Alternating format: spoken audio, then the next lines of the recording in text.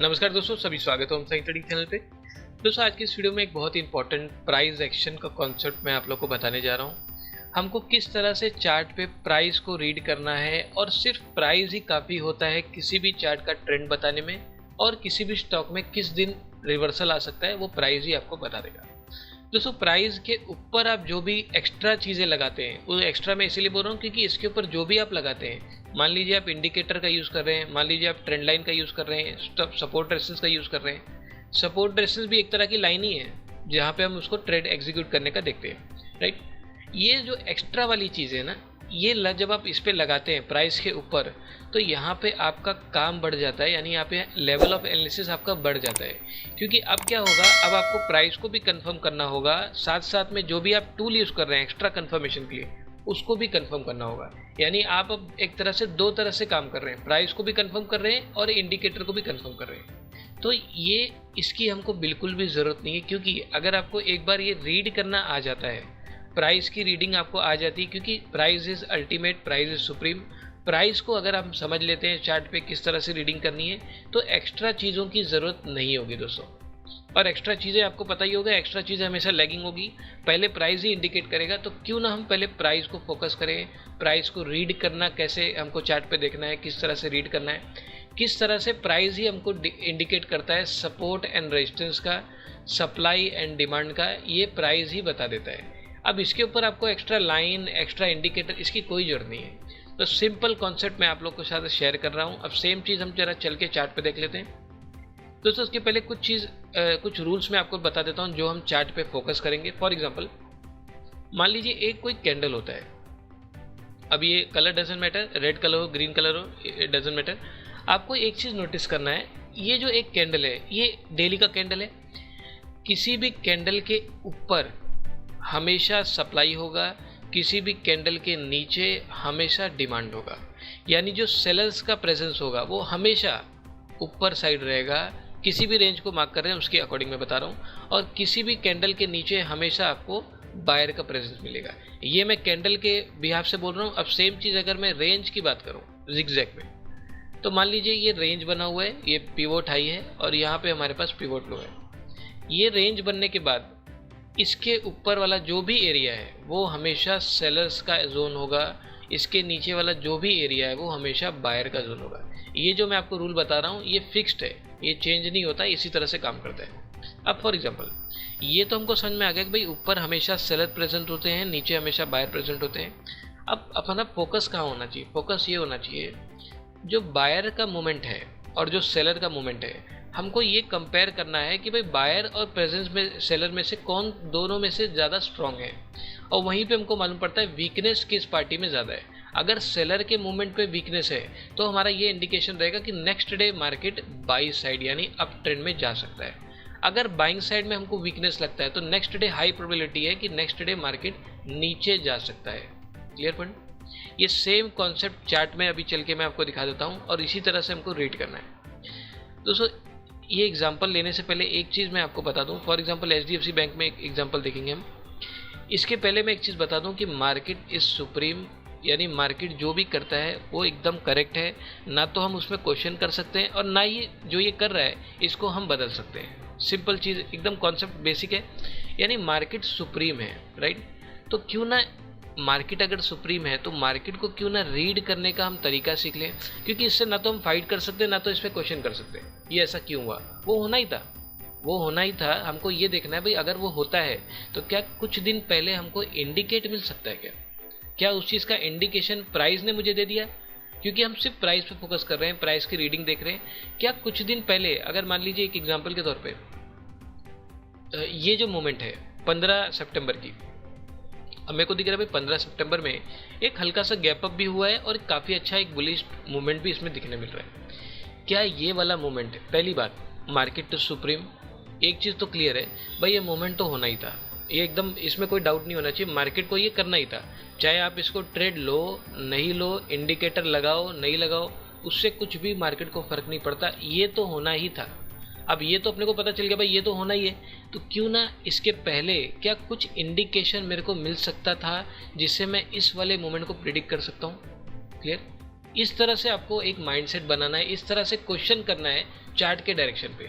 अगर ये मूवमेंट हुआ, ये तो होना ही था, इसमें हम कुछ कर नहीं सकते, ये 100% होना था, तो ये होने के पहले क्या पहले हमको इंडिकेट मिल सकता है कि ये इसी तरह से मूवमेंट होगा, और अगर मिल सकता है तो हम इस चीज़ का बेनिफिट भी उठा सकते हैं। फॉर एग्जांपल अब यहाँ से शुरू करते हैं। अब ये कंटिन्यूसली अप ट्रेंड में है। अब यहाँ देखो ये प्राइस होल्ड कहाँ पे कर रहा है। ओके, ये 2 दिन साइड में हो गया क्या ट्रेंड, यहाँ तक तो कंटिन्यू अप ट्रेंड में था, ये 2 दिन साइड में हो गया है। ये 12 सितंबर है और 13 सितंबर। अब ज़रा चल के सेम चीज़ 15 मिनट पे चार्ट पे देख लेते हैं, 12 और 13 सितंबर। ओके, अब एक चीज़ आप सिंपल देखो, उसका सिर्फ प्राइस आप देखना। ये जो 12 सितंबर का ट्रेंड है ओवरऑल, ये यहाँ से शुरू हुआ था मूवमेंट और यहाँ तक गया था। मैं एक इसमें लाइन भी ड्रॉ कर देता हूँ। ओवरऑल ट्रेंड जो हमको दिख रहा है भाई, यहाँ से यहाँ तक गया था, राइट। ये ओवरऑल ट्रेंड है, यानी नीचे से ऊपर गया था, करेक्ट। ये मेन ट्रेंड था। ये जो मेन ट्रेंड था, आपको नहीं लगता ये वाला जो ट्रेंड है ये 100% बायर ने लाया होगा? भाई ये तो बायर ही लाएंगे ना, बायर सपोर्ट करें तभी प्राइस ऊपर जा रहा है, यहाँ पे सेलर सपोर्ट करें तो तभी प्राइस नीचे आ रहा है। अब मेन चीज़ मेरे को दिख रहा है भाई, पूरे दिन का जो ट्रेंड है वो नीचे से लेके ऊपर तक इस तरह से मूव हुआ था, करेक्ट। यानी ये जो मोमेंट बायर यहाँ पे जो आए थे, इस जगह पे जो भी एरिया में आए होंगे, प्राइस बायर ने सपोर्ट करके यहाँ तक मूवमेंट लेके गए उसका, करेक्ट। ये 12 का मेरे को दिख रहा है भाई, यहाँ तक मूवमेंट बायर का यहाँ पे दिख रहा है। अब जो सेलर आए 12 को, क्या 12 को जो सेलर आए जिन्होंने यहाँ पे अपना प्रेजेंस बनाया और यहाँ तक मार्केट को नीचे तक लेके गए, जब प्राइस यहाँ तक लेके गए, आपको नहीं लगता सिर्फ इतना देखने के बाद, फॉर एग्जाम्पल इसको मैं एक लाइन और मैं यहाँ ड्रॉ कर लेता हूँ बस, एक ट्रेंड सुबह जो आया वो नीचे से ऊपर का, बाद में 12 बजे के बाद जो मूवमेंट आया वो ऊपर से नीचे का, बस उसके बाद ये साइड वे हो गया और साइड वे होकर क्लोज हो गया। सिंपल एक चीज़ देखो, ये जो बायर यहाँ पे आए और जो सेलर यहाँ पे आए, सिर्फ अगर मैं कंपेयर करूँ, आपको नहीं लगता इसमें क्लियर कट दिख रहा है भाई सेलर का जो प्रेशर है ना वो कम है, यानी इसमें वीक कौन है। सिर्फ अगर ये 2 लेग में मैं कंपेयर करता हूँ तो इसमें क्लियर एक चीज़ समझ में आ रहा है भाई, वीक तो इसमें सेलर है, बायर अभी भी स्ट्रॉन्ग है। क्यों? अगर इस सेलर का प्रेशर, यहाँ पे जो भी सेलर आए होंगे, अगर उन्होंने इसको इतना नीचे ले गए होते, यानी बायर जहाँ से शुरू हो रहा है मूवमेंट उसके भी नीचे अगर ये आ जाता, तो ये तो क्लियर होता भाई 100% seller are strong as compare to buyer. लेकिन इस केस में सेलर आए तो सही, लेकिन उन्होंने सिर्फ इतना ही मूवमेंट लेकर आए मार्केट में, फिर वापस से बायर ने टेक ओवर कर लिया और यहाँ से फिर से हल्का फुल्का एक बाई साइड मूवमेंट। अब एक चीज़ समझ में आ रहा है भाई, सिर्फ 2 लेग कंपेयर करके, सिर्फ प्राइस की रीडिंग अगर मैं करूँ तो, अगर मैं कंपेयर करूं तो क्लियर दिख रहा है भाई सेलर आर वीक। क्लियर, ये तो समझ में आ गया, ये दिख भी रहा है और समझ में भी आ गया। अब वापस से कॉन्सेप्ट को याद कीजिए, जो मैंने आपको बोला, हमेशा सेलर का प्रेजेंस कहाँ होता है? ऊपर साइड। हमेशा बायर का जो प्रेजेंट होता है वो हमेशा नीचे साइड, यानी जो सप्लाई है वो हमेशा किसी भी रेंज हो, चाहे डेली का कैंडल हो चाहे वीकली का कैंडल हो, कोई भी रेंज के ऊपर हमेशा सेलर्स होंगे, रेंज के नीचे हमेशा बायर होंगे। ये फिक्स रूल है, ये रूल चेंज नहीं होता। अब मुझे सिंपल एक चीज़ बताओ, सेलर जो यहाँ पे आए उन्होंने मार्केट सिर्फ इतना ही लेके गए, यानी इतना ही उनके पास प्रेशर है।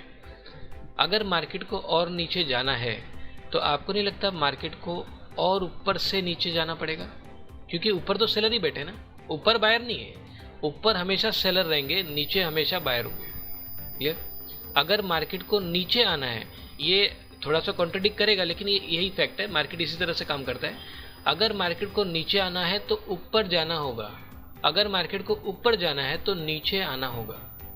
क्लियर? ये सुनने में कॉन्ट्रडिक्ट करेगा कि ये कैसे हो सकता है कि ऊपर जा रहा है तो नीचे आना पड़ेगा, लेकिन ऐसा ही है। क्लियर? मार्केट अगर ऊपर जाना चाहता है तो बायर का सपोर्ट लेके जाएगा, नीचे आना चाहता है तो सेलर का सपोर्ट लेके आएगा। तो आपके मन में आता होगा सर ऊपर क्यों जाएगा, ये नीचे भी गिर सकता है। तो भाई यहाँ पे जो सेलर आए थे ना, ये वाले, ये इन्होंने सिर्फ इतना ही गिराया है, यानी यहाँ से जो मूवमेंट स्टार्ट हुआ था सेलिंग का, वो सिर्फ और सिर्फ इतना ही मार्केट को लेके गए। यानी अगर नेक्स्ट डे यहाँ कहीं भी खुलता है तो कोई भी हम गारंटी नहीं है, इसमें बोल नहीं सकते कि और नीचे इसके नीचे जा सकता है, क्योंकि यहाँ वाले सेलर का हमने देख लिया पावर कितना है, यहाँ वाले कितना प्रेशर के साथ नीचे ले जा सकते हैं हमने देख लिया। तो नेक्स्ट डे नीचे गिर जाएगा ऐसी कोई गारंटी नहीं है। हाँ, एक चीज़ हो सकता है, अगर ये ऊपर चला जाए और ऊपर से प्रेशर लेके आए तो शायद इसको भी ब्रेक करके नीचे आ सकता है। क्लियर? आप रूल एक चीज़ समझ लीजिए, अगर मार्केट को नीचे जाना है तो ऊपर जाना पड़ेगा, ऊपर जाना है तो नीचे आना पड़ेगा। ये रूल है, क्योंकि seller are always above the range, buyer are always below the range. ये फिक्स रूल है। क्लियर। नेक्स्ट डे, ये 13 तारीख है। अब इस दिन का मेरे को ट्रेंड भी समझ में आ गया और ये भी समझ में आ गया भाई, इस जगह पे 12 तारीख को एक क्लियर डिसीजन दिख रहा है भाई, सेलर जो है वो वीक है। यहाँ पे सेलर क्लियर कट वीक है और जो स्ट्रांग है वो अभी भी यहाँ पे बायर है। अब नेक्स्ट डे ज़रा देख लेते हैं 13 तारीख को। बस ये आप एक चीज़ देखिए, यहाँ पे हमने कल ही जब 12 को हम एनालिसिस कर रहे हैं तो 12 को हमने पता चल गया भाई सेलर यहाँ पे वीक है, स्ट्रांग कौन है, बायर है। तो बायर अगर वीक है तो बायर स्ट्रांग है, तो क्लियर मेरे को दिख रहा है नेक्स्ट डे का भी जो मूवमेंट है वो अप ट्रेंड में ही था। क्लियर। जो मेन ट्रेंड था वो नीचे से ऊपर, यानी अगर मैं इसको ड्रॉ करूँ, ये यहाँ से शुरू हुआ था और यहाँ कहीं पे ये गया था, कंटिन्यूसली अप ट्रेंड में गया। उसके बाद लास्ट में छोटा मोटा सेलिंग का यहाँ पे मुझे मूवमेंट दिख रहा है। अब सेम चीज़, एक चीज़ आप देखो यहाँ पे 12 को क्या था, प्राइस हमको सिंपल क्या बता रहा है, सिंपल यहाँ पे जो दिख रहा है इसमें कोई कॉम्प्लिकेशन नहीं है, जो दिख रहा है वही सच है। ये जो सेलिंग आई थी यहाँ पे, ये हमें को दिख रही है भाई, seller has compare to buyer are weak, seller weak है, बायर स्ट्रांग है। ये तो एक रूल हो गया। सेकंड रूल, अगर प्राइस को नीचे जाना है तो ऊपर जाना पड़ेगा, ऊपर जाना है तो नीचे आना पड़ेगा। ये 2 रूल है, राइट। यानी अगर मार्केट को नीचे आना है, इसके भी नीचे जाना है या इसके नीचे जाना है, तो मार्केट को और ज़्यादा प्रेशर के साथ ऊपर वाले लेवल पे जो भी सेलर बैठे हैं, कहाँ बैठे हैं हमको नहीं मालूम, लेकिन जहाँ भी बैठे हैं इसके ऊपर कहीं भी जो रेंज बना है वहाँ पे कंटिन्यूसली रेंज बनाए और उसको ब्रेक करके नीचे आके इसको ब्रेक करें। तब अपने को पता चलता है जो ऊपर वाला लेवल टेस्ट हुआ है उसका प्रेशर लेके नीचे आ गया है। क्लियर। अब इस दिन ज़रा देखो आप हुआ क्या है, ये इस रेंज के ऊपर गया तो सही, लेकिन आपको लगता है इसके ऊपर जो सेलर आए वो सिर्फ और सिर्फ इतना ही मार्केट को गिरा पाए। क्लियर। सेम चीज़ इसके ऊपर सेलर तो है, नो डाउट, वो अपने को पता है, लेकिन जो सेलर हैं उन्होंने सिर्फ इतना ही मूवमेंट लाया मार्केट में 13 तारीख को। यानी अभी भी अगर मैं 13 तारीख को देखूं तो अभी भी क्लियर जो अपने को दिख रहा है, यार बायर ज़्यादा मजबूत लग रहे हैं has compare to seller. Clear. अब सेम चीज़, 2 रूल आपको ध्यान रखना है। वीक कौन है, वीक 13 तारीख को अभी भी सेलर है has compare to buyer, buyer अभी भी यहाँ पे स्ट्रॉन्ग है। अब रूल वापस से आप याद कीजिए, अगर इसको नीचे आना है, इसके नीचे या फिर इसके नीचे आना है, तो रूल क्या है भाई, इसके ऊपर जाए, सेलर का सपोर्ट ले और नीचे आए। मार्केट को नीचे आना है तो ऊपर जाना पड़ेगा, ऊपर जाना है तो नीचे आना पड़ेगा। ये फिक्स रूल है। Clear point. क्योंकि यहाँ पे जो भी सेलर का प्रेजेंस था उन्होंने सिर्फ इतना ही मूवमेंट लेकर आए मार्केट में। अगर प्रेशर होता तो आराम से तोड़ के इसके नीचे चला जाता। क्लियर। लेकिन हमको एक चीज़ दिख रहा है, अभी भी इसमें सेलर वीक है। क्लियर। यानी अगर नीचे आना है तो इसके ऊपर इसको टेस्ट करके यहाँ पे सेलर का प्रेजेंस दिखा के नीचे आना पड़ेगा। अब नेक्स्ट डे ज़रा देखते हैं क्या हो रहा है। बस एक चीज़ ज़रा देखिए, ये 14 तारीख है, जो 13 तारीख को जो सेलर आए थे जिन्होंने यहाँ से अपना प्रेजेंस चालू किया था और यहाँ से यहीं तक लेके गए, नेक्स्ट डे इसके ऊपर नहीं गया। ये इसके ऊपर तो नहीं गया ना रेंज के ऊपर, क्योंकि अगर सेलिंग का प्रेशर और इसको लाना है तो इसके ऊपर टेस्ट करने जाना होगा, राइट। ये नहीं गया और नेक्स्ट डे 14 का मोमेंट आप देखो ज़रा, ये आ गया वापस रेंज के अंदर। क्लियर। यानी 14 को अपने को कहीं से भी सेल तो बिल्कुल भी नहीं करना था। बाई कर सकते हो आप, क्योंकि बायर अब अभी भी स्ट्रॉन्ग है, इसमें सेल नहीं कर सकते, क्योंकि सेल के लिए हमको एक चीज़ पता है भाई, यहाँ पे जो भी सेलर आए थे उन्होंने इतना ही लेके गए, तो नेक्स्ट डे बिना इसके ऊपर का लेवल टेस्ट किए हम कैसे मान लें मार्केट इसको तोड़ देगा, इम्पॉसिबल है, वो नहीं तोड़ेगा। क्लियर। 2 रूल आपको ध्यान रखना है, ऊपर हमेशा सेलर होंगे रेंज के और नीचे हमेशा बायर होंगे। इस तरह से आप अगर माइंडसेट अपना बनाते हो, प्राइस को रीड करते हो, तो आपको पिक्चर क्लियर होगी। क्लियर। क्योंकि अगर ये माइंडसेट आपका नहीं है तो भी कुछ फ़र्क नहीं पड़ता, क्योंकि मार्केट तो ऐसे ही काम करेगा। देखो मार्केट इज सुप्रीम, 14 तारीख में जो हुआ है ये ऐसा ही होता। क्लियर। अब आप चाहे इसको ट्रेड कर पाओ नहीं कर पाओ, इसके ऊपर आप इंडिकेटर लगाओ, ट्रेंड लाइन लगाओ, उससे इट डजेंट मैटर, उससे कुछ फ़र्क नहीं पड़ता, प्राइस तो ऐसे ही चलना था। क्लियर। क्योंकि प्राइस के इस तरह से रूल नहीं है, प्राइस सिंपल सप्लाई डिमांड के रूल पे चलता है और अपने को मालूम है भाई, ऊपर इसके हमेशा सप्लाई होगा, नीचे हमेशा डिमांड होगा। अब अपना एक ही काम है, इसके ऊपर अगर जाता है तो अपने को प्राइस एक्शन कंफर्म करना है, ये लोअर लो स्ट्रक्चर बना रहा है या इसके नीचे हायर हाई स्ट्रक्चर बना रहा है, ये अपना काम है ट्रेड लेने से पहले। क्लियर। तो एक चीज़ आप देखो, 14 तारीख को इसके ऊपर ये ना जाके और इसका मोमेंट आप सेलिंग का आप देख सकते हो, ये छोटा मोटा सेलिंग करके वापस से रिट्रेस करके ऊपर आ गया। ये यानी अगर 14 तारीख का मैं इंटरेस्ट ये करूँ, मैं इसको समझूँ, तो 14 तारीख का एक चीज़ मोमेंट समझ में आ रहा है यार, सेलिंग का प्रेशर यहाँ पे एंड हो चुका है, क्योंकि ये यहाँ से शुरू हुआ था सेलिंग, यहाँ तक गया और फिर से यहाँ तक ऐसे आ गया। यानी ये जो लास्ट दिन का जो सेलिंग आई, ये लो बनाया था, फिर से उस लो के अंदर आ गया प्राइस। यानी एक चीज़ तो क्लियर है भाई, यहाँ पे सेलर पूरी तरह से डेड है। इसमें क्लियर विनर यहाँ पे दिख रहा है भाई, बायर ही है, क्योंकि बायर के नीचे प्राइस अभी तक नहीं जा पाया। बायर अभी भी स्ट्रांग है, नेक्स्ट डे भी चांसेस है ऊपर जाने का, क्योंकि अब कंडीशन ऊपर हमेशा सेलर है, नीचे हमेशा बायर। ऊपर ये जाएगा और ऊपर से अगर ये रिएक्शन देता है लोअर लो का, तो एक सेलिंग इसमें हम उम्मीद कर सकते हैं। क्लियर? अब जरा आप नेक्स्ट डे का मूवमेंट देखो। Clear point? नेक्स्ट डे का मूवमेंट अगर आप देखोगे, एक गैप अप होके ऊपर गया तो सही, उसके बाद एक सेलिंग हमको देखने मिल रही है। क्लियर? और ये जो वीक बना है, ये जो रेंज है, इसके ऊपर टेस्ट करने गया और फिर से नीचे आ गया। यानी एक चीज़ समझ में आ रहा है, जब नीचे आया इसमें वॉल्यूम भी क्रिएट हो गया। इस जगह पे अपने को दिख रहा है यार, सेलर का प्रेशर अब थोड़ा बढ़ता हुआ दिख रहा है, क्योंकि इस बार अपने को दिख रहा है ये अगर कंपेयर करें तो बायर भी उतने ही है, सेलर भी उतने ही है।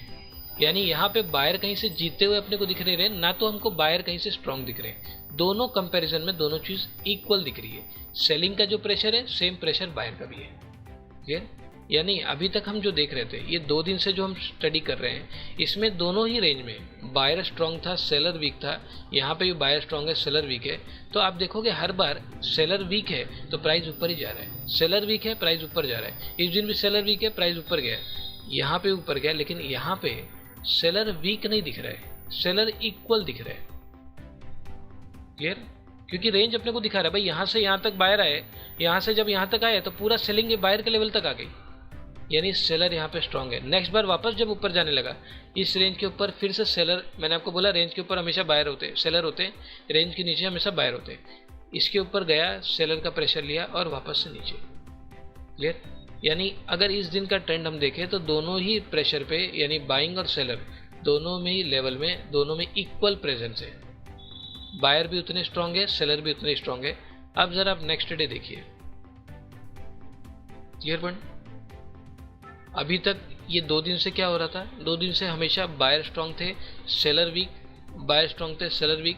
तो सेलर वीक थे, हमेशा प्राइस ऊपर जा के टेस्ट कर रहा था सेलर कहाँ पे है। लेकिन जब यहाँ पे इसको सेलर मिला तो ये नीचे आ गया क्या?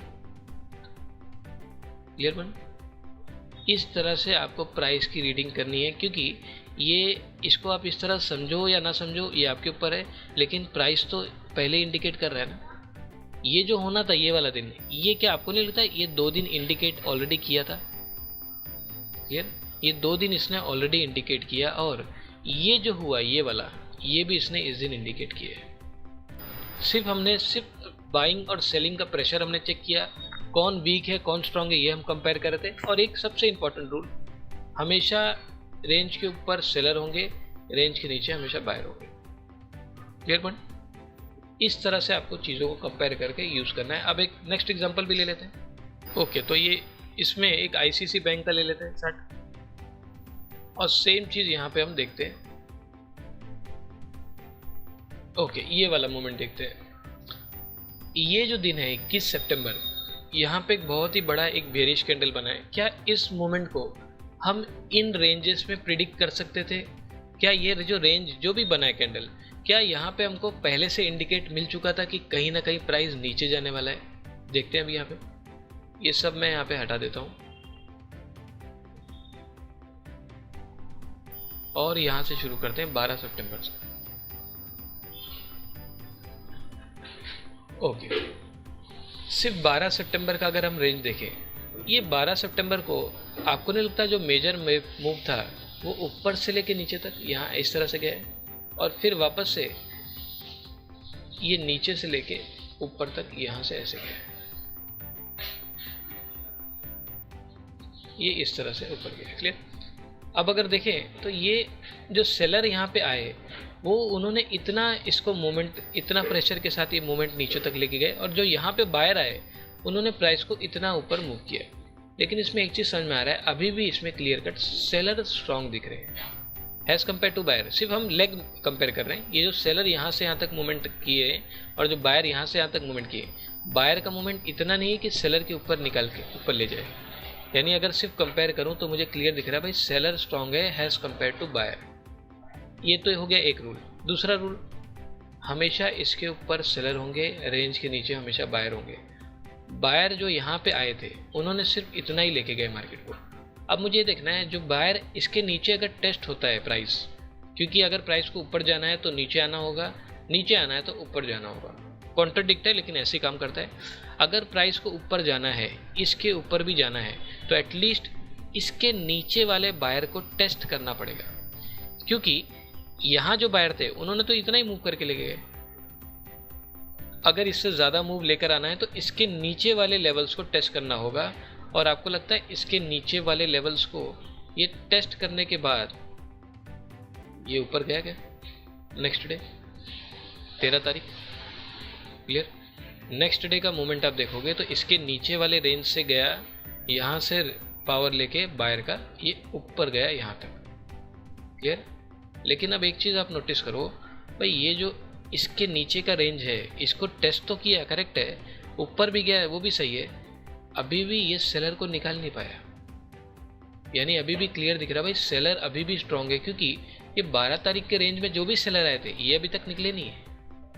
13 को भी बायर आया नो डाउट, लेकिन 13 का जो बायर ये इसके नीचे वाले रेंज में आए उन्होंने उसमें इतना पावर नहीं है कि इसके ऊपर प्राइस को क्लोज कर पाए, क्लियर।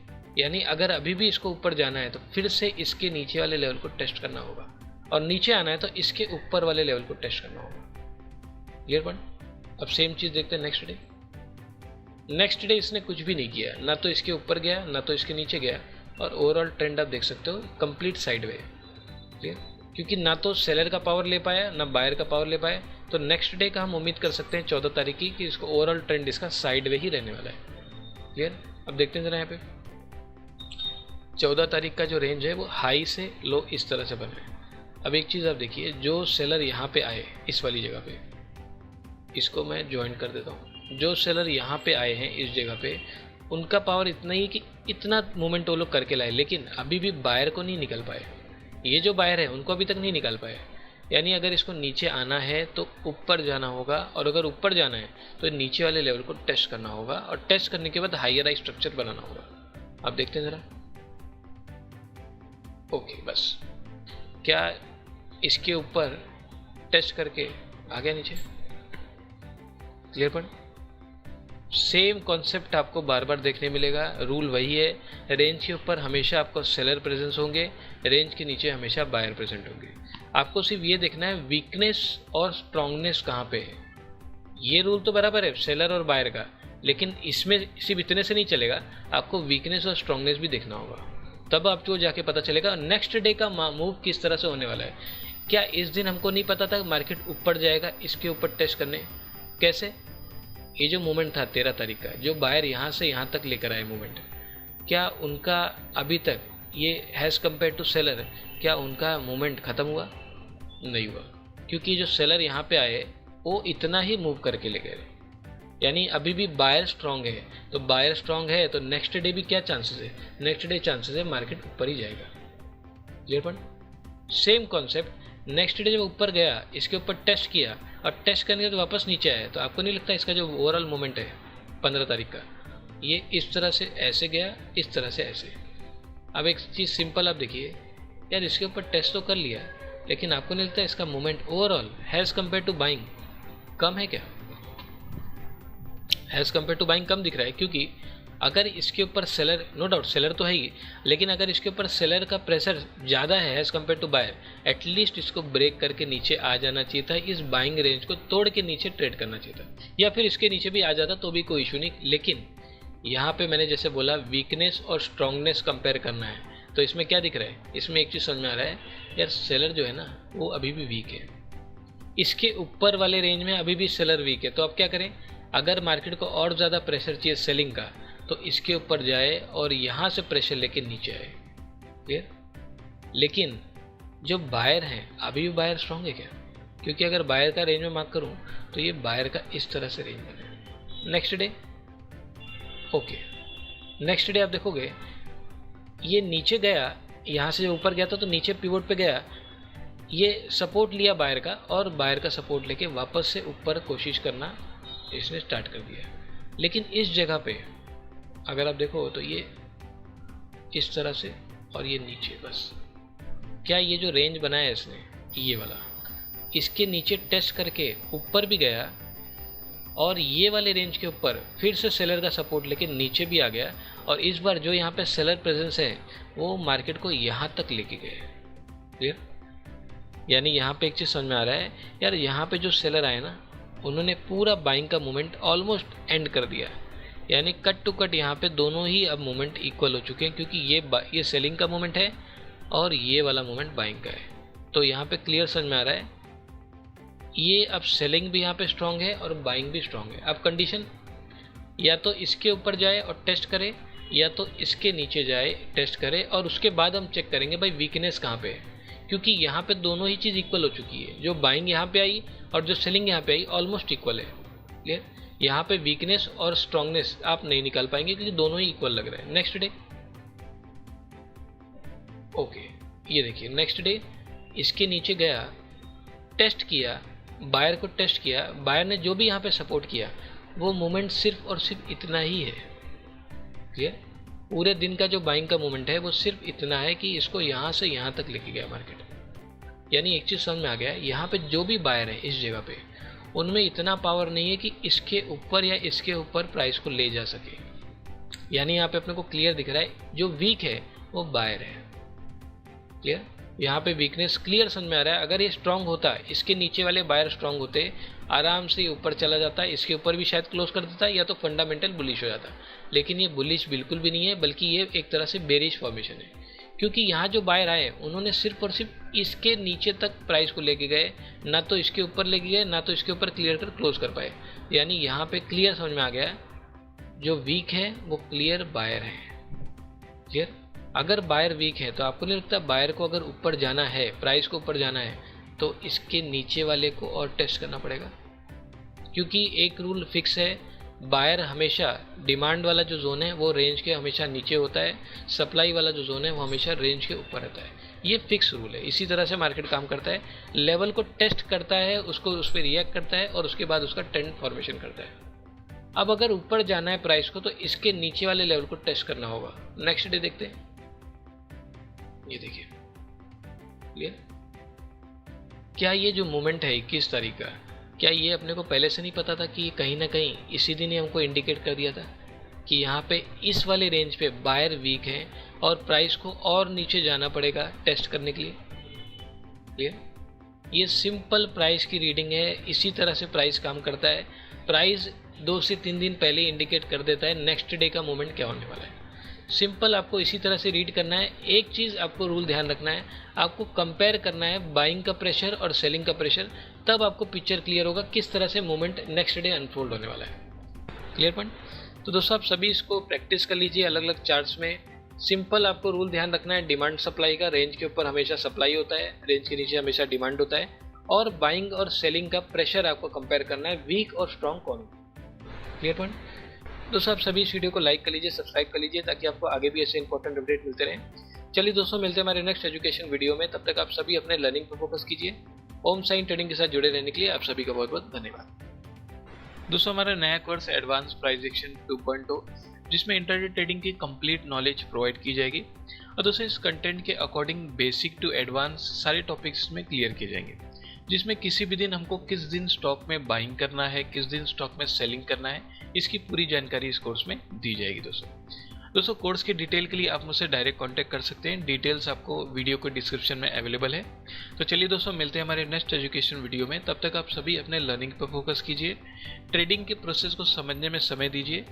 ओम साइन ट्रेडिंग के साथ जुड़े रहने के लिए आप सभी का बहुत बहुत धन्यवाद।